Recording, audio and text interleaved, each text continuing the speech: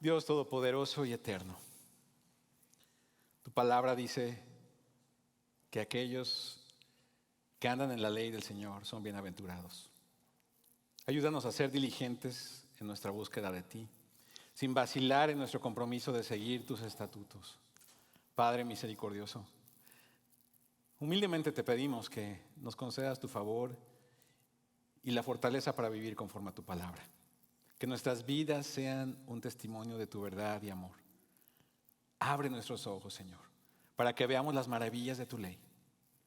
Que tu Santo Espíritu ilumine nuestras mentes, nuestros corazones, para comprender la profundidad y la belleza de estas enseñanzas que están en tu palabra para nosotros.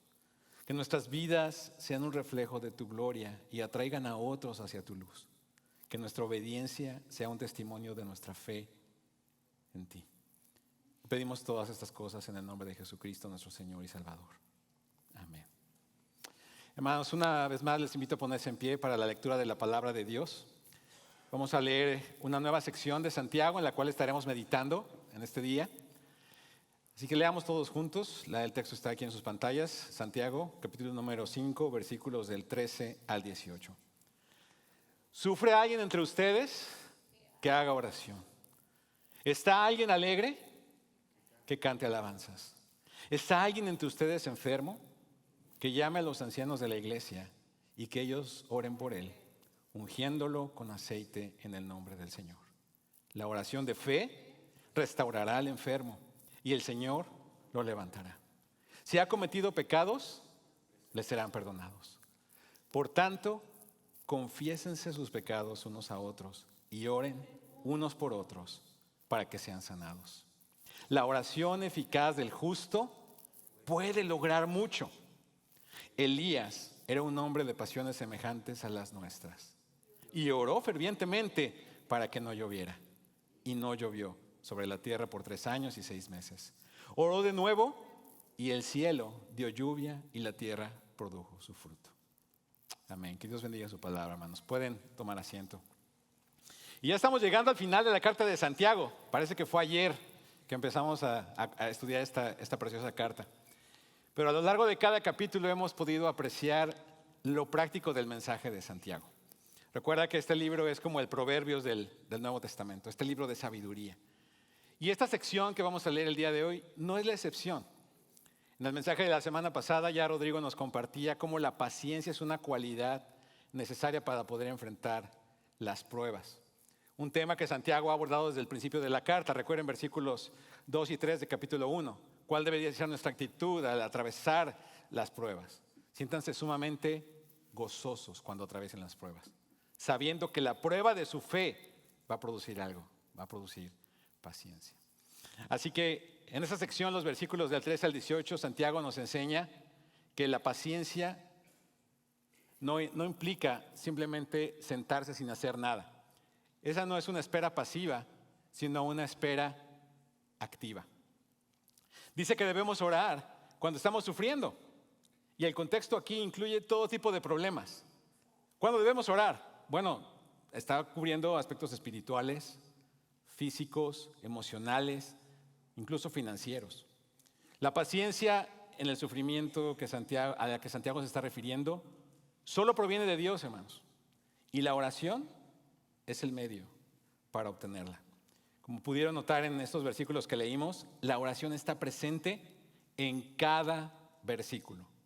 Cada versículo. Y si quieres tú después volver a leerlo por tu cuenta, marca todas las veces que menciona oración, orar, y vas a darte cuenta que 13, 14, 15, 16, 17, oración, oración, oración, oración, oración. Así que el primer tema que tenemos que meditar es la oración en tiempos de sufrimiento y alegría. Miren lo que dice el versículo número 13. Les pido que me ayuden leyendo las negrillas del texto. ¿Sufre alguien entre ustedes? ¿Está alguien alegre? Podríamos quedarnos en esa parte todo el día, hermanos. Me cantar alabanzas, porque eso me encanta. Pero, ¿sabes qué? Este versículo empieza por otro tema. Está presentando 2 situaciones comunes de la vida. ¿Cuál es la primera situación? Sufrimiento. Enfrentar dificultades. Y la segunda, estar alegre, estar contento, ¿no? Yo recuerdo que cuando era pequeño, Teníamos esta canción, estoy alegre. ¿Alguien la recuerda esa canción? Porque estás alegre, estoy alegre, cuéntame por qué. Estoy alegre, porque estás alegre. Y todos te contestaban, eso quiero yo saber. Y entonces ya te debe contarte ya. ¿Pero por qué estoy alegre? Porque un día Cristo vino, me salvó. Ok, de otra perspectiva, ¿por qué estamos contentos? ¿Por qué estamos alegres? Y me hizo recordar mucho esto. Estás alegre, canta alabanzas. Yo nunca he escuchado una alabanza que sea triste o que te ponga triste, ¿no? ¿Hay alguien entre nosotros esta mañana que se identifique con alguna de estas dos situaciones de la vida? Yo creo que ninguno, ¿verdad? De nosotros nos podemos librar de ellas. Y si no, nada más échale un vistazo a tu álbum familiar de fotos. Normalmente, ¿cuáles son las fotos que están en nuestro álbum familiar? De los momentos alegres. Pero ¿sabes qué? Que todas esas fotos están conectadas por momentos de sufrimiento. Eso que nadie ve entre foto y foto, tú sí lo sabes, Dios sí lo sabe. Lo que te llevó de un momento de sufrimiento a un momento de felicidad, Dios lo sabe. Lo que te llevó de un momento de alegría a otro momento de alegría probablemente fue una tormenta que tuviste que atravesar. Y eso es una realidad. O saliste de una tormenta, acabas de salir de una tormenta, y vas a otra, pues dices, espérame tantito, acabo de salir de una y ya voy a la otra. Pero todos estamos en esa situación de la vida algún momento. Estamos en una tormenta, acabamos de salir a una tormenta, o vamos a ir a otra tormenta. Por eso Santiago comienza diciendo, cuando te encuentres en medio de diversas pruebas. No lo buscaste tú, simplemente tienes que atravesar por ahí. Si pudiéramos elegir, probablemente nos quedaríamos con la segunda opción. ¿Cuál elegirías tú? ¿Sufrir o estar contento? Bueno, yo la verdad preferiría estar contento, pero tenemos que vivir las dos. Así que Santiago está enfatizando cómo debemos responder en ambas opciones. Así que no importa si estás ahorita encontrando dificultades, no importa si ahorita estás experimentando momentos de felicidad, creo que ambos estamos aquí esta mañana. ¿Amén? Entonces, ¿cuál es la respuesta adecuada? Lo adecuado en ambos casos es dirigirnos a Dios. En el contexto más amplio, si regresas un poco más atrás en el capítulo 5, Santiago ya habló de cómo los pobres estaban siendo oprimidos por los ricos. Y esto podría hacernos sentir a lo mejor enojados. ¿Cómo es posible? Y me las van a pagar. Y si yo estuviera ahí, a ver, tranquilo. No, eso te corresponde a ti. Qué bueno que sientas esa ira, enojo, ¿no? Pero no le pagan, y como él le está viendo la cara, ¿no? Sí, pero incluso Santiago está diciendo, ¿deberíamos responder entonces con violencia? No. Santiago está diciendo, deberíamos responder con oración. ¿Y confianza en quién? En Dios. Recuerda esos versículos al principio del capítulo 5. Y Santiago utiliza un nombre de Dios que se encuentra en el Antiguo Testamento. El Señor de los ejércitos. Te voy a dejar una tarea. Que regreses al Antiguo Testamento y veas cuántas veces en el libro de los Salmos aparece la referencia al Señor de los ejércitos. Digo, no te voy a hacer la tarea, ¿no? Pero quiero que empieces a salir un poquito. A ver, ¿por qué está diciendo esto Santiago? Porque el consejo que él nos está dando, acuérdate que es muy práctico. Y se está diciendo, ora, ¿a quién vas a orar? No, él está esperando que tú ores al Señor de los ejércitos. Esa es la referencia inmediata que tenemos ahí. Así que deberíamos responder en oración y confianza en que Dios va a actuar con justicia. Y si alguien te va a vengar y te va a hacer justicia, es Dios. Nada más no digas, ¿no? Sí, la venganza es del Señor, pero yo soy instrumento en sus manos. No. Déjaselo al Señor. Confía que Él va a hacer la justicia. No nos dejemos llevar por nuestras emociones. Debemos mantener una actitud en todo momento de confiar en que Dios es justo y que Él va a hacer justicia. Pero ¿hasta cuándo, Señor? ¿De dónde crees que saqué yo esta pregunta? ¿Hasta cuándo, Señor? ¿Algún pasaje de la Biblia que te recuerde ahorita? A veces dices, no, sí me parece como que está en la Biblia. Sí está, pero también te lo dejo de tarea. La enseñanza en el Nuevo Testamento sobre la oración, hermanos, es un reflejo de lo que ya venía sucediendo en el Antiguo Testamento. En el Antiguo Testamento la oración es algo muy personal y específico. Recuerda que grandes de los momentos también que vemos en el Nuevo Testamento sucedieron a la hora de la oración. Tenían un momento en específico del día apartado solamente para la oración. Pero ¿qué podemos aprender de este desarrollo sobre la oración del Antiguo Testamento en el Nuevo? Sigue siendo la misma. La oración es una conversación genuina con Dios. La oración es algo muy personal. Es algo personal. Y debe ser algo personal. La adoración es un diálogo. Dios se revela, nosotros respondemos a Él, a su revelación. Él nos ha dado su palabra para hablarnos, pero ahora nosotros tenemos que hablarle de regreso también. En una relación tiene que haber esas dos vías de comunicación. No solo hay comunicación en una vía, hay comunicación en ambas vías. Pero ¿cómo aprendemos a orar? ¿Te acuerdan que los discípulos estaban con Jesús y lo veían orar todo el tiempo? ¿Y qué decían sus discípulos? Ay, mira qué padre ora Jesús, ¿no? No, llegó un momento donde dijeron, enséñanos a orar. ¿No sabían? ¿No habían sido educados desde pequeños a orar? ¿No tenían horas específicas del día para ir a orar o momentos de oración? ¿Qué estaba haciendo Jesús que era diferente? ¿Por qué le tienen que preguntar a Jesús, enséñanos a orar? Ahora tú y yo como cristianos, por supuesto, antes de conocer de Cristo, antes de llegar a una iglesia siquiera, orar, ¿qué es eso? Bueno, ya estamos en una iglesia, ya a veces, ¿y qué es eso de oración? ¿Dónde aprendiste a orar? ¿Quién te enseñó a orar? Es muy curioso, hermanos, pero no sé si les ha pasado. Estás en una reunión, dicen, ¿alguien que quiera orar? Pero alguien, somos 30, ¿alguien que quiera orar? Y bueno, siempre escogen al de siempre, ¿no? Hermano, usted nos podría guiar en una oración. Hermano, tenemos que reconocer que necesitamos aprender a hacerlo. O sea, si la Biblia nos está diciendo que es la manera en la que tenemos que acercarnos a Dios, ¿por qué tenemos miedo de preguntar, hermano, hermana, fíjese que yo la verdad no sé orar? No sé cómo tener una conversación con Dios. ¿Qué tengo que decirle? ¿Qué no tengo que decirle? Porque hay cosas que probablemente tenemos o que obviamos y que no debería ser así.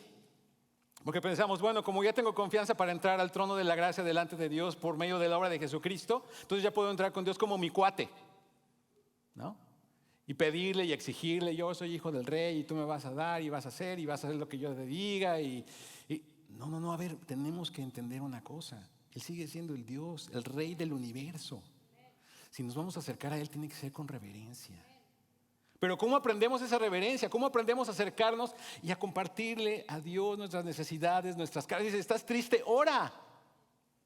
¿Cómo lo vamos a hacer? ¿De dónde vamos a aprender? A veces, la verdad, algunos aprendemos a orar en los campamentos. ¿Cuántos de aquí en su juventud fueron a campamentos cristianos? No es de pena, seguro, sí, a mí me mandaron. ¿No? Sí, yo también fui. Entonces, vamos a orar por los alimentos. Esa es la que todo el mundo se sabía, ¿no? Y mira, la voy a decir y seguramente la vas a recordar. Y hasta la vas a empezar a decir de memoria, ¿no? Te pedimos por los alimentos, por los que los prepararon. Te pedimos que se los des a los que no los tienen. Ya están viendo. Te pedimos que se los des a los que no los tienen y que no nos hagan daño, ¿no? Y esa te aprendiste. Y entonces dices, ya oré para que no nos hagan daño. Y ya le entraste allí, pero con singular alegría a la comida. No, y entonces llegas del campamento a tu casa. Y entonces vamos a orar y vamos a dar gracias por los alimentos. Dios, te agradecemos por los alimentos y dáselos a los que no los tienen. ¿Qué otra cosa decían? Bendice las manos de las que los prepararon y que no nos hagan daño. Amén, ¿no? Y así aprendemos, ¿no? Pero yo no sé si tú puedes de un día y decir, Dios, gracias por estas lentejas que vamos a comer este día. Gracias porque no nos faltó de desayunar y tenemos hoy para comer. Muchas gracias. Amén. ¿Por qué tengo que llegar a una oración que aprendí y que es la única que me sé? ¿No? Es casi como la número 5, Señor. Amén. Porque a lo mejor nada más te sabes 5 y que me fui grande, así como me sé 5, ¿no? Pero no es así, hermanos. O pensamos que la oración es repetir una frase. Cuando Jesús le enseñó a orar a sus discípulos, les dijo, cuando ustedes oren, oren de esta manera. No les dijo, oren esta oración. Pero nosotros, sí, Padre nuestro que estás en los cielos, santificado sea tu nombre. Amén, ¿no? Bueno, no tenemos tiempo para entrar de profundidad al Padre Nuestro. Pero si deseas aprender cómo orar, ¿quién desea aprender aquí esta mañana cómo orar? Los que no levantaron la mano saben más que tú, acércate con ellos para que ellos te enseñen. ¿Cuántos quieren aprender a orar en esta mañana, hermanos? Porque si tú crees que tú ya eres experto en oración, hijo hermano, nos falta tanto por aprender. Tanto por aprender. Pero te recomiendo algo. Comienza leyendo los salmos. Porque en la gran mayoría los salmos son oraciones. Sí, es nuestro himnario que tenemos en la Biblia. Hoy cantamos el Salmo 150. Todo lo que respira alaba a Jehová. Sí, amén. Pero mira lo que dice el Salmo 72, 20. ¿Aquí terminan qué? ¿No escuché? Las oraciones de David. Aquí terminan las oraciones de David. No soy el único, pero aquí terminan las oraciones de David. ¿Quieres aprender este lenguaje de oración? ¿De cómo dirigirte a Dios? Empieza leyendo los salmos. Te voy a presentar una gráfica aquí.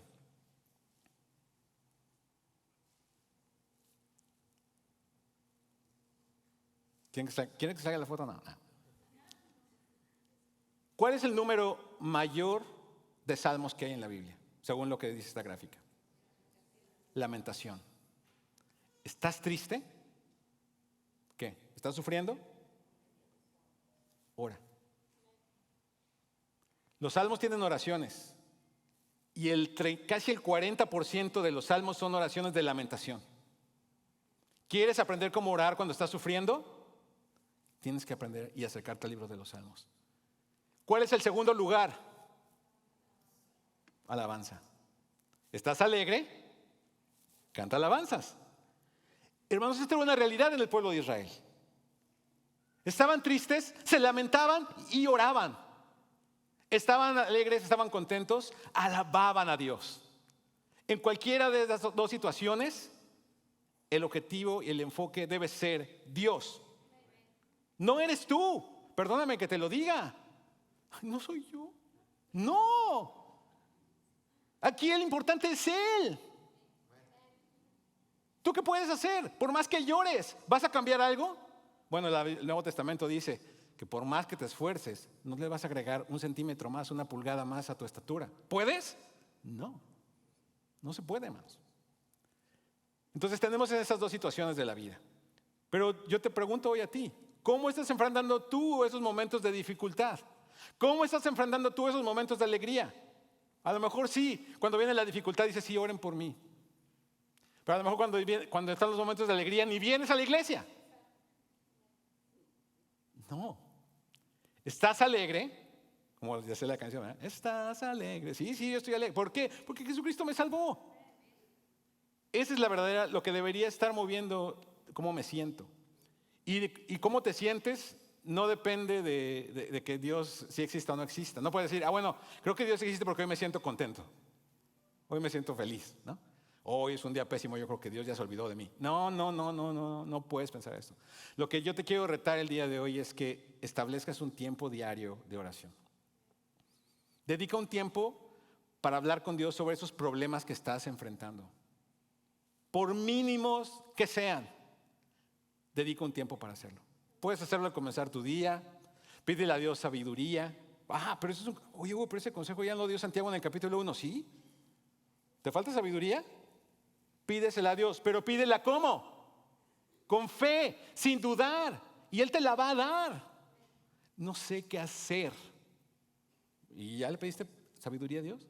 ¿Ya oraste por ese problema que tienes? Ya soné como canción otra vez. No quiero estar repitiendo canciones, pero ¿te acuerdas de esa canción? Dios está aquí, tan cierto como el aire que respiro.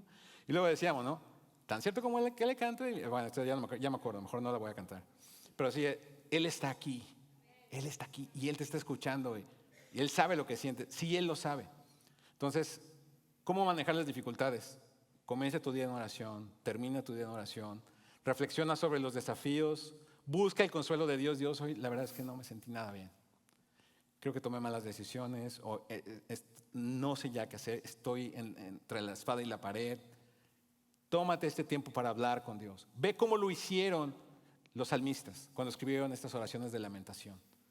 Ve cómo ellos decían, mis huesos me duelen, me siento enfermo, no puedo ni parar. No está mal que lo sientas, hermano. Pero Dios quiere saber cómo te sientes. Así que tómate un tiempo para hacerlo. Ahora, eso si estás en dificultad, eso no nos cuesta tanto trabajo, aunque a veces somos orgullosos y no queremos reconocer delante de Dios que lo necesitamos. Tómate tu dosis de humildad, ¿ok? Y si estás pasando por momentos de alegría, no te olvides de Él. No digas, pues ya no tenemos que ir a la iglesia, ¿no?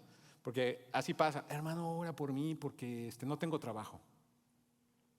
Y de repente dejan de venir a la iglesia. Oye, hermano, pero ya tienen unas semanas que no te veo, ¿no? Es que ya tengo trabajo y me está yendo muy bien y me fui de vacaciones. Entonces no sé si debí de haber orado para que Dios te proveyera ese trabajo o no.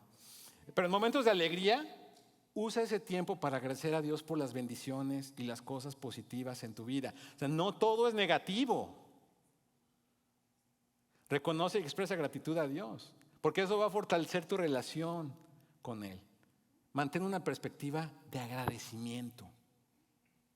Eso es importantísimo. Amén. Y es que ya tengo que pasar al siguiente versículo que como que no quería pasar. Pero mira, siguientes versículos 14 y 15. Oración para la sanidad y el perdón. Leamos juntos. Ayúdenme leyendo, por favor, las negrillas. ¿Está alguien entre ustedes enfermo? Que llame a los ancianos de la iglesia y que ellos, ungiéndolo con aceite en el nombre del Señor, restaurará al enfermo. Si ha cometido pecados, le serán perdonados. Así que en este versículo 14 dice, espérate, no es solamente sufrir y estar contento. Hay algo más en la vida por lo que todo mundo tenemos que enfrentar alguna vez. ¿Alguien aquí alguna vez nunca se ha enfermado? Gracias a Dios, hermanos, porque si no, entonces diría, alguien aquí es extraterrestre. No es de este mundo. Hay algo seguro cuando nacemos. Todos nos vamos a morir. Todos nos vamos a enfermar. Aunque no, yo no, y voy a ser vegano, voy a comer unas puras plantas. Está bien. De todas maneras te vas a enfermar, así que mejor come tu bistecito. De todas maneras te vas a enfermar. No estoy dando malos consejos, no. Pero es una realidad, hermanos. Todos vamos a enfrentar tarde o temprano, en algún momento de nuestras vidas, una enfermedad. ¿Es agradable? No. ¿Quién de aquí puede decir, yo quiero estar enfermo? Hermanos, nadie lo quiere. Y cuando llegamos a un momento en nuestra vida donde lo único que nos queda es enfrentar esta enfermedad, estar tirado por lo menos un mes en tu cama o más tiempo, o 2 días o 3 días, a veces simplemente 2 días, es que no puedo dejar de ir a trabajar. ¿Por qué crees que te enfermaste? ¿Qué crees que Dios quiere hacer en tu vida? Pues que descanses, y a veces la única manera que lo va a hacer es que te enfermes. Pero bueno, mira lo que dice el versículo 14. Él está preguntando, ¿está alguien entre ustedes enfermo? O sea, ya dijo 3 cosas. ¿Está alguien sufriendo?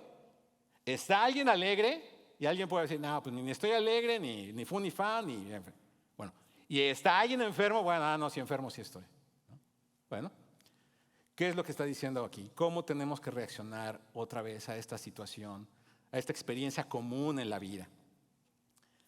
Santiago nos está diciendo nuevamente, ora. Probablemente para este enfermo no es fácil congregarse, no es fácil ir a la iglesia. Entonces, ¿cuál es la recomendación de Santiago? ¿Qué tiene que hacer? ¿Llama a quién? A los ancianos. Y que vayan y que oren por ellos. Pastores, ancianos, líderes, los que pastorean el cuerpo. Eso es lo que está diciendo aquí. ¿Okay? Y obviamente está esperando que el hermano sea el que los invite. Siempre hay una preocupación genuina por el rebaño. Pero a veces tú quieres decir, hermanos, ¿todo está bien? Sí, todo está bien. O sea, a veces también, en ese sentido somos un poco orgullosos, ¿no? ¿Todo está bien? A veces sí tenemos que decir, no, todo está bien. ¿Quieres que te visite? ¿Quieres que vaya a orar por ti? Bueno, ya también si tú dices no, bueno, ya, eso es otra cosa. Pero lo que estamos viendo aquí es, no puedes ir a la iglesia, estás débil, estás enfermo. Entonces, si no vas a la iglesia, que la iglesia venga a tu casa. Pero ¿cuál es el propósito? Pues para el pozolito y para el... No. Para orar por él. El énfasis nuevamente es la oración. Y Santiago aquí menciona algo que tengo que decirlo, hermanos. No me lo puedo brincar. Rodrigo no me dejaría. No. Pero dice que los ancianos unjan al hermano o la hermana con aceite. Ahora tenemos que entender algo. Históricamente ha habido mucha discusión sobre el significado de este versículo. ¿Qué significa esta unción con aceite? Bueno, algunos se han preguntado y una de las primeras preguntas que tenemos que contestar hoy ¿es medicinal el aceite? Bueno, sí. El aceite que utilizaban en la época bíblica tenía usos medicinales, muy común en aquellos días. Si tú lees la historia del buen samaritano, te vas a dar cuenta que cuando él vendó las heridas del samaritano, le puso aceite por sus heridas. Entonces, sí, por supuesto que tenía un uso medicinal. Así que podríamos decir en un primer lugar, bueno, entonces este versículo quiere decir que oremos por los enfermos y que no dejemos de darle su medicina. Sí, podríamos decirlo así. Porque a veces también hemos notado o hemos a lo mejor estado cerca de alguna persona que te dice, yo voy a orar por ti para que te sanes. Ya no necesitas tomar tu medicina. Dios ya te sanó. Y a la vuelta de la esquina la persona que dejó de tomar su medicina se pone peor. No, eso no está diciendo aquí. Y podríamos decir entonces, ¿hay que darle la medicina? Bueno, sí, pero tenemos que considerar algo seriamente. Aunque el aceite tenía una propiedad medicinal, no está diciendo que los ancianos se están convirtiendo en sustitutos de los doctores. Tú no necesitas al doctor, yo nada más llego con este aceitito que va a ser una maravilla. Nada más paga los $50 que vale el frasquito, porque pues no. Y ya voy no está diciendo nada de eso, hermano. Y si alguien en algún momento te dice, yo sí tengo el frasquito, el aceitito que te puedo. No, por favor. Huye y cuéntaselo a quien más confianza le tengas. Pero sí, lo que vemos en esta versión o en esta opción de ver, o esta perspectiva de ver el uso del aceite como medicinal, probablemente los ancianos no eran las personas indicadas para administrar esta atención médica. Alguien más podría haberlo hecho o haber dado esta medicina a la persona enferma. Así que tendríamos que considerar una segunda perspectiva sobre el aceite. ¿Era este aceite sacramental? Bueno, la unción con aceite se convirtió en un sacramento practicado principalmente por la Iglesia Católica. Pero ¿sabes que aquellos, cómo le llaman? Los santos. O sea, ya no tienes chance. O sea, si te van y te ponen es porque ya no hay nada que hacer. A ver, pero aquí está diciendo que la oración de fe, después de orar a los ancianos y poner el aceite, restaurará al enfermo. O sea, no es como una práctica de decir, bueno, ya vamos a darle los últimos momentos, vamos a administrarle este aceite y solo lo puede administrar un sacerdote. Hermanos, este texto no tiene ningún sustento para este enfoque. Nadie, porque no está en ese sacramento, no está pensándose en la sanidad de la persona. No se está pensando en eso, ¿ok? Así que nos queda una tercera opción. Y quiero que consideres esta opción esta mañana. Que el uso del aceite es algo simbólico. ¿Cuál es este uso simbólico del aceite que vemos en las Escrituras? Bueno, se utilizaba normalmente para consagrar a alguien, para un propósito particular. En la mayoría de los usos que encontramos en el Antiguo Testamento, se utiliza la palabra ungir en un contexto de consagración. Así que claramente es posible que entre estas diferentes interpretaciones, esta última sea la que hace más sentido. Porque el poder para sanar no se encuentra en el aceite, hermanos. No se encuentra en que los pastores o los ancianos fueron a orar por el enfermo. No, el poder de la sanidad está en Dios. Sí, los ancianos van y oran por alguien, pero el aceite simboliza esta consagración, esta apartar al enfermo para una atención y un especial cuidado de parte de Dios. Eso es lo que está queriendo decir este versículo. Pero por supuesto, nos presenta un desafío adicional. O 2, o 3, o ya no sé cuántos. Porque aparte dice, la oración de fe restaurará al enfermo. Y aparte sus pecados serán perdonados. A ver, espérate, ya con lo del aceite tengo demasiado para procesar. Entonces, ¿qué significa esto de la oración de fe? Porque pasa algo, hermanos. Cuando llegan estas personas que te dicen, yo voy a orar por tu enfermo, y no se sana, ¿sabes qué? Lo que pasa es que no tiene fe. No fue suficiente fe. Bueno, quiero hacerte una observación solamente. En este pasaje, ¿quién es el que tiene fe? ¿El hermano o los ancianos que oran por el enfermo?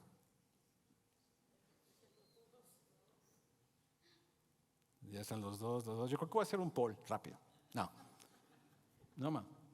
La oración de fe. ¿Quiénes van a orar por el enfermo? ¿El enfermo mismo? No. Los ancianos. Pero nunca estos charlatanes, discúlpame si puedo decir esa palabra, no sé, pero es que yo voy a orar por ti y vas a ser sano. No sanaste, tu falta de fe, no, la tuya, papá.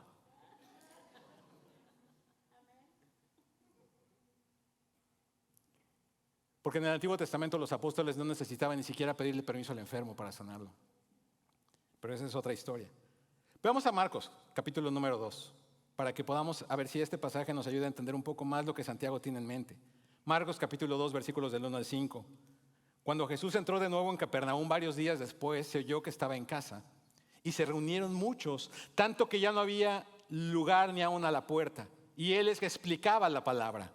Entonces vieron y le trajeron un paralítico llevado entre 4 hombres. Como no pudieron acercarse a Jesús a causa de la multitud, dijeron, bueno, pues ya mañana. No, está muy lleno. No, está lloviendo. No, es que no hay donde estacionarse. No, es que. No. Levantaron el techo encima de donde él estaba y cuando había hecho una abertura, bajaron la camilla en que estaba acostado el paralítico. ¿Y qué vio Jesús en ellos? La fe de ellos. O dice, ¿la fe del paralítico? ¿La fe de quién? De ellos, de los amigos. ¿Qué le dijo al paralítico? Hijo, tus pecados te son perdonados. Pero ¿sabes qué? A los religiosos de su época eso les parecía una locura. Jesús, estás blasfemando. Solo Dios puede perdonar pecados. Y ¿sabes qué? Están en lo cierto. Ni tú ni yo podemos perdonar los pecados de nadie. Solo la sangre de Jesucristo puede perdonar y limpiar de pecados, hermanos. Solamente. Así que conociendo Jesús los pensamientos de estos religiosos y sabiendo que, pero es que usted está blasfemando y cómo es posible que diga estas cosas, dijo, a ver, ¿qué es más fácil? ¿Tus pecados te son perdonados? O decirle, levántate y anda. Y Jesús, para demostrar que tenía autoridad y tiene autoridad para perdonar pecados, le dijo al paralítico, levántate y anda. Hermanos, en el pensamiento judío, esta idea de que el pecado está conectado con la enfermedad no era de a gratis, hermanos. Esto viene desde Deuteronomio, con esos capítulos que hablan sobre las bendiciones y las maldiciones. Porque si regresas al Antiguo Testamento te vas a dar cuenta que en las maldiciones están listadas varias enfermedades que pueden venir como consecuencia de tu desobediencia a los mandamientos de Dios, que no es otra cosa más que pecado. Pero Santiago no está diciendo que todas las enfermedades son causadas por el pecado, ¿o sí? Y no todas las enfermedades son causadas por el pecado. Hubo un ciego de nacimiento que le trajeron a Jesús y sus discípulos le preguntaron, ¿y quién pecó? ¿Este o sus papás? Dijo, pues ¿qué creen? Pues ni este ni sus papás. Solamente está así para que hoy yo les pueda demostrar mi gloria. Nada más. Y hermanos, este es un tema muy sensible. Personalmente, mi hermana tiene una enfermedad desde hace muchos años que no es curable. Y no saben cuántas personas se han acercado para, voy a orar por ti. No te has sanado porque no tienes fe. Algún pecado tendrás ahí en tu vida por el cual no sanas. Y hermanos, yo le digo a mi hermana, lo que tú tienes es para la gloria de Dios.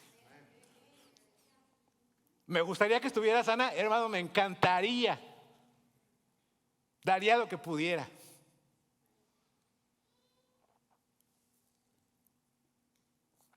Pero Dios es soberano. Dios es soberano. Ni tú ni yo podemos perdonar pecados, ni tú ni yo podemos garantizar la sanidad de alguien porque oramos con ellos por fe. Porque Dios es soberano. Y lo último que pensamos a veces cuando oramos es si Dios lo quiere sanar. Es lo último que pensamos, es lo que nosotros queremos. Pero ¿qué es lo que Dios quiere?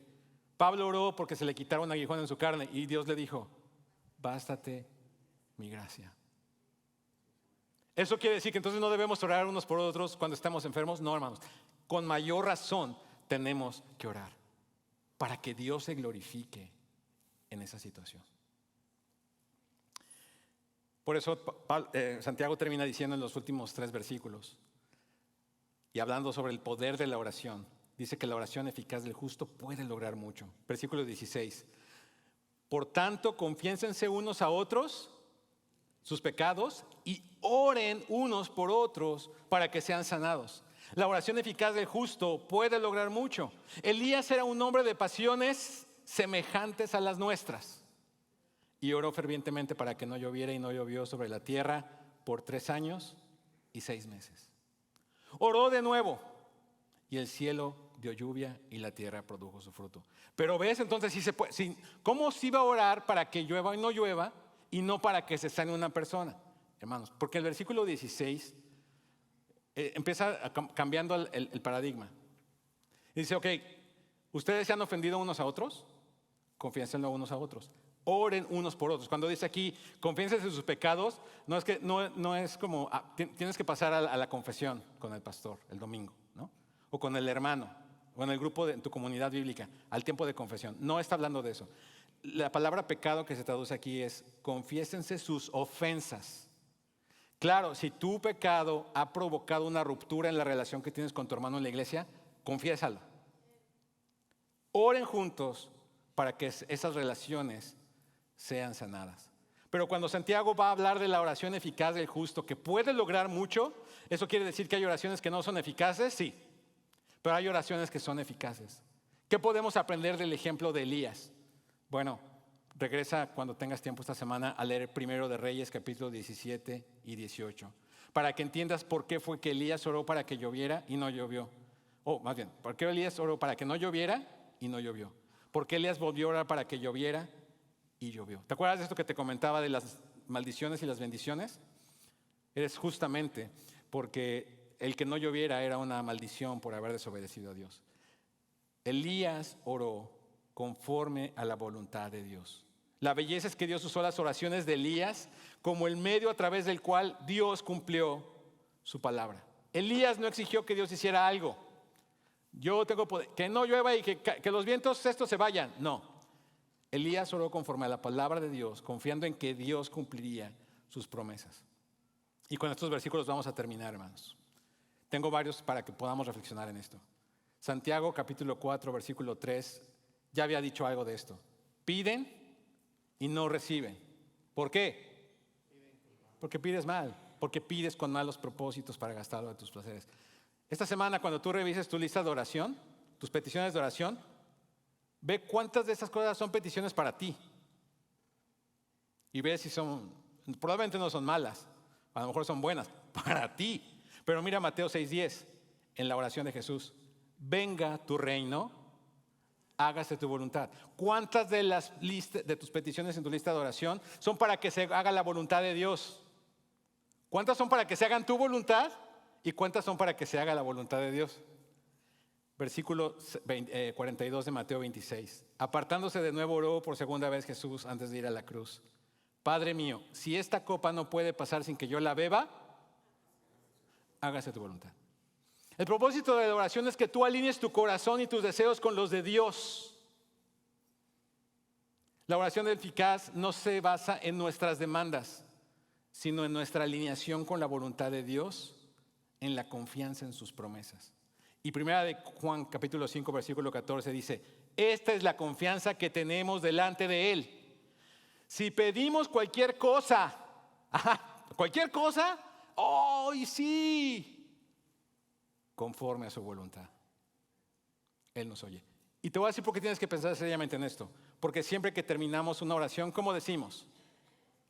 En el nombre de Jesús, amén. Lo que le estás diciendo a Dios es, Jesús está pidiendo esto. En nombre de Jesús te vengo a pedir esto. Esto es algo que Jesús pediría. Si Él estuviera pidiendo, esto es algo por lo que Él pediría. Así que te dejo con este propósito para la oración. El propósito de la oración no es que tú obtengas lo que tú quieres o que simplemente Dios valide tus planes, tus deseos. El propósito es que Dios cumpla su propósito en ti, que Dios cumpla en nosotros su voluntad y que lleguemos a hacer lo que Él quiere. Amén. Amén.